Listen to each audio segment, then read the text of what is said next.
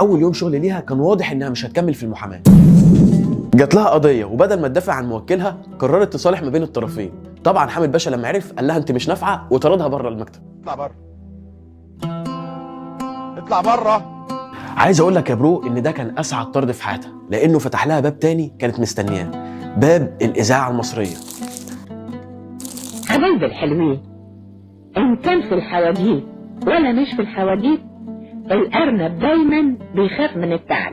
سنة 1953 دخلت أبلة فضيلة الإذاعة وقدمت برنامج سين سؤال للأطفال، وده كان بداية نجاحها. سنة 59 كانت البداية الحقيقية لأبلة فضيلة، لأن أستاذها بابا شارو قرر يسيب الإذاعة ويروح التلفزيون، وفي الوقت ده كان لازم حد يقدم البرنامج مكانه، وكانت طبعا أبلة فضيلة. لكنها رفضت تكون ماما فضيلة واختارت تكون أبلة فضيلة عشان تكون قريبة من كل طفل. غنوة وحدوتة ما كانش مجرد برنامج، كان مدرسة لحكي الحواديت، لأنها كانت بتختار الحواديت بتاعتها بعناية، وده اللي خلى الأجيال تتعلم منها كتير. حكايات وحواديت هي اللي ربت أبهاتنا وأمهاتنا ونقلت لهم القيم اللي احنا بناخدها منهم.